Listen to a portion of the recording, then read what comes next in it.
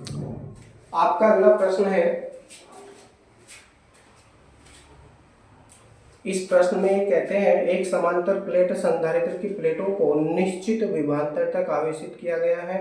जब एक 3 mm मोटी पट्टी को प्लेटों के बीच खिसकाया जाता है तो प्लेटों के बीच वही विभवांतर बनाए रखने के लिए प्लेटों के बीच की दूरी 2.4 mm बढ़ाई जाती है। पट्टी का परावैद्युतांक ज्ञात कीजिए। ठीक है जी, परावैद्युतांक पूछते हैं।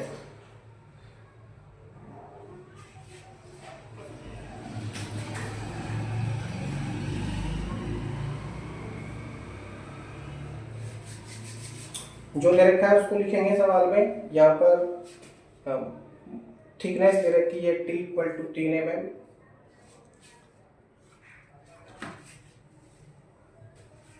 मैं इसको साफ कर देता हूँ।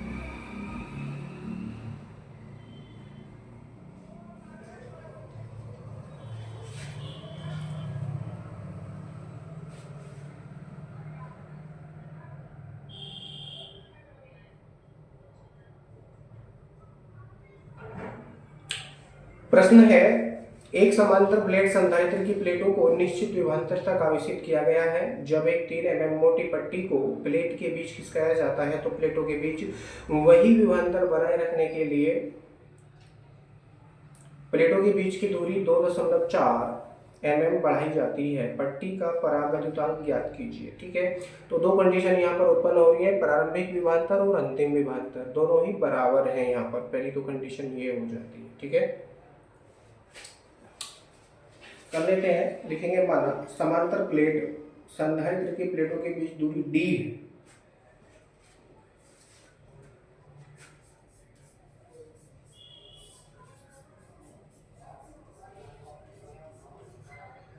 समांतर प्लेट संधारित्र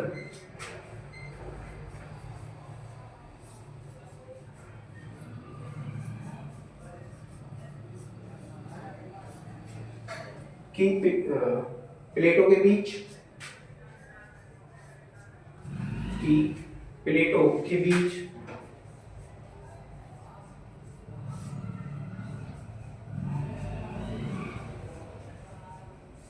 प्लेटों के बीच दूरी दी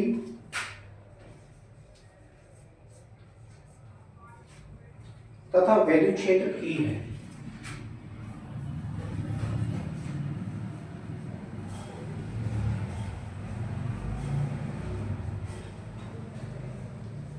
ई है तब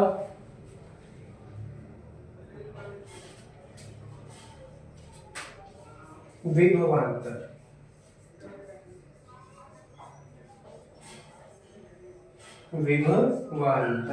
डैश लगाएंगे, हो जाएगा V = E × D।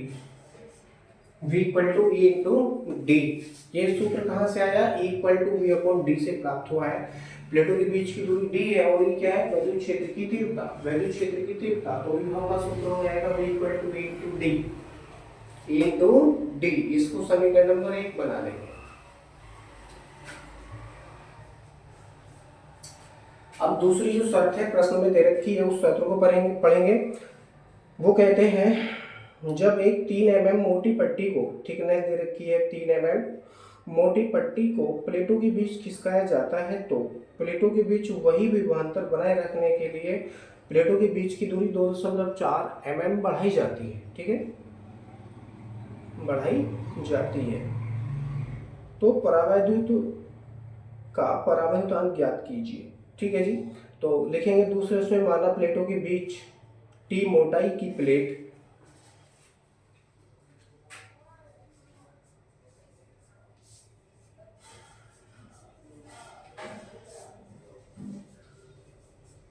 प्लेटों के बीच टी मोटाई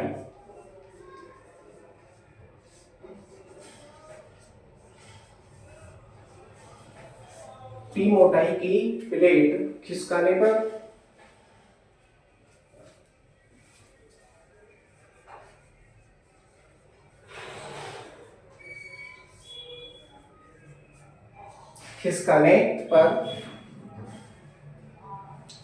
प्लेटों के बीच वही विभवांतर बनाए रखने के लिए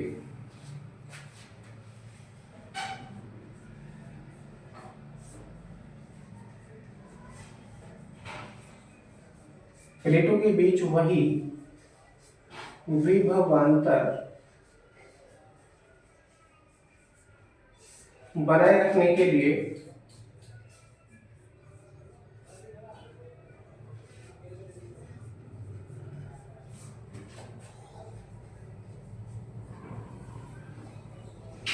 कौन सा विभवांतर बनाए रखने के लिए? V, यानी परिवर्तित हुआ ही नहीं है।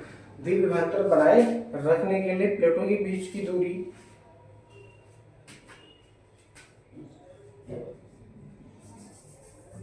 प्लेटों के बीच, ठीक है, वही है दूरी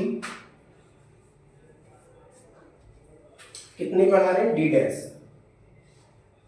में D डैश की वृद्धि होती है।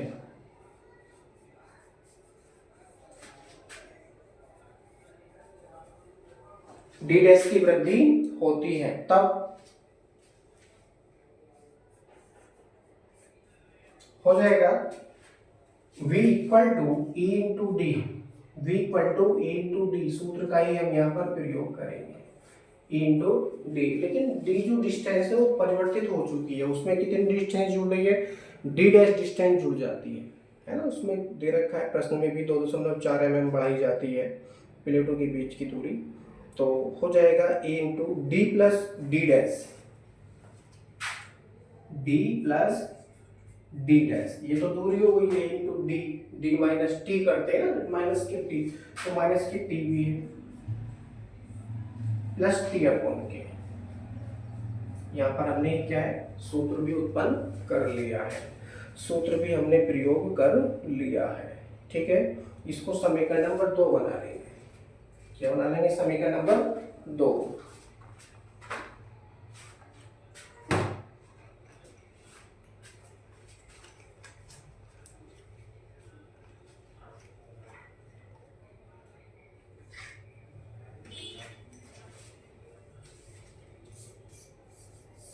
ये समीकरण नंबर 2 बन चुकी है। अब देखिए समीकरण नंबर 1 से चाहे तो v का मान समीकरण नंबर 2 में रखो, चाहे समीकरण 2 से v का मान समीकरण 1 में रखो, आपकी मर्जी है, ठीक है, नो प्रॉब्लम। चाहे तो आप तुलना कर सकते हो, तुलना करना ज्यादा बेहतर रहेगा। लिखेंगे समीकरण 1 व 2 की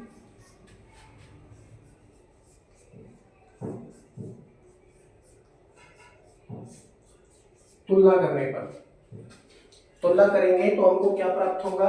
अब देखिए तुलना हम कर रहे हैं तो E into D equal to E into bracket में D minus D plus D dash minus T, ठीक है, प्लस T अपॉन T। ये वैल्यू हमको प्राप्त होगी, ठीक है।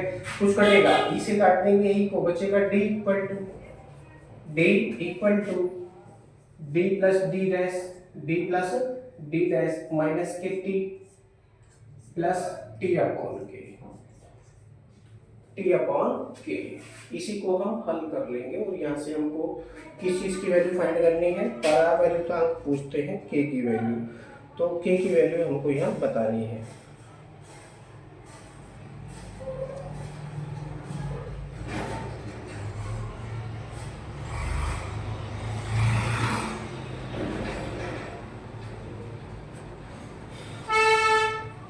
अब देखिए वो क्या कर सकते हैं हम?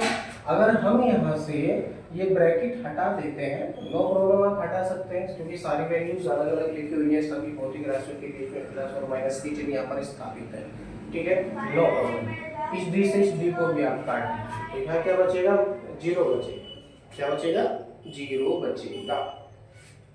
इसको लिख सकते हैं इस तरह से, 0 बराबर D dash minus T,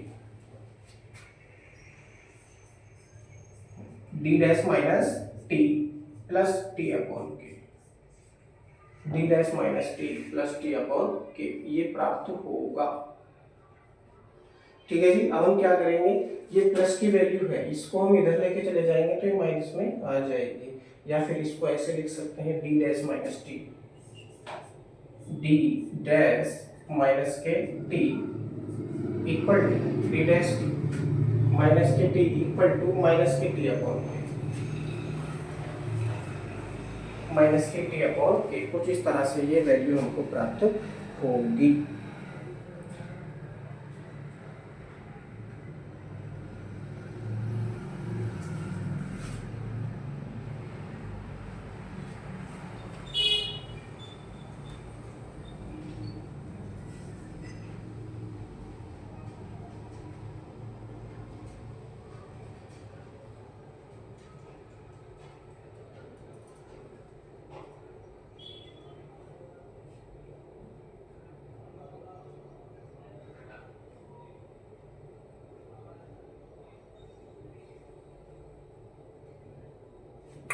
okay, अब वैल्यू रखेंगे, डी डैश की वैल्यू कितनी दे रखी है हमारे पास में, 2.4 mm,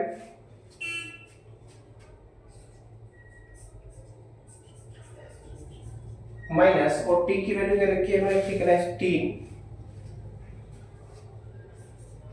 बराबर माइनस, और इस टी की वैल्यू दे रखी है हमें कितनी है, टी की वैल्यू फिर से वही है 3 mm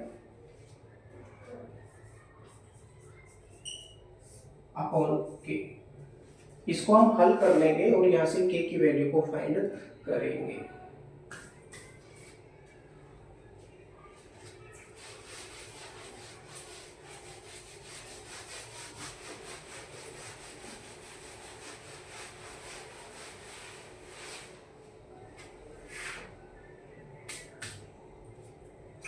अब देखिए 2.4 में से 3 घटाएंगे तो माइनस का बचेगा 0.6,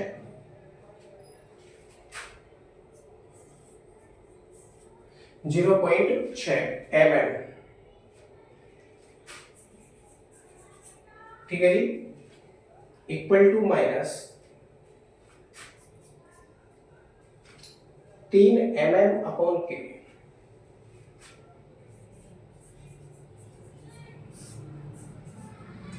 अब यहाँ पर जो राशि k है ये मात्रकहीन और विमाहीन है, कोई मात्रक इसका नहीं है।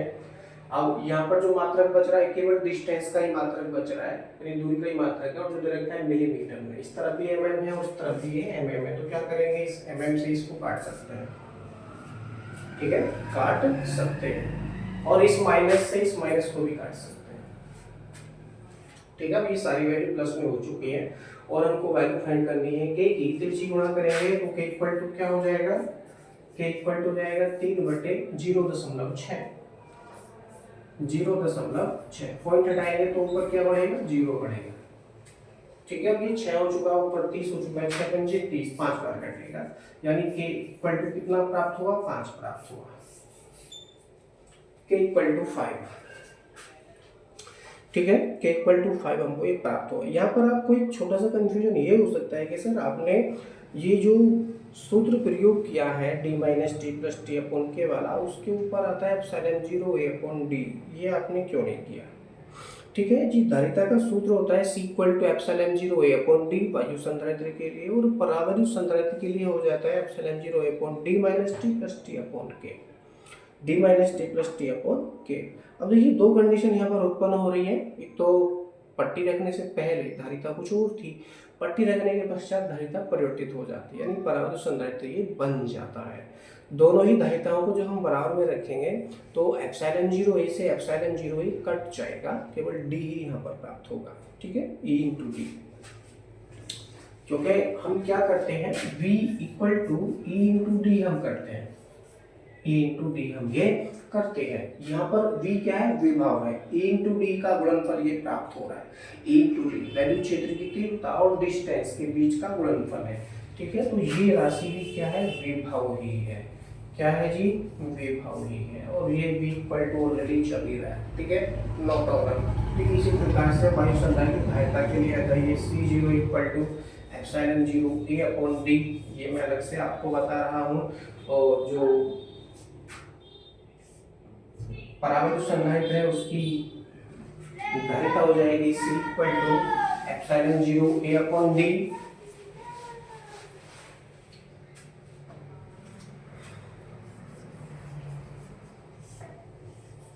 D minus T plus T upon K. इस सूत्र आता था, है ना, हमने सिद्ध भी किया था, इससे हमने एक दो सवाल भी हल कर रखे हैं। तो वायु संधारित्र का सूत्र एप्सिलॉन 0 अपॉन डी और C equal two by epsilon 0 A upon D minus T plus T upon के।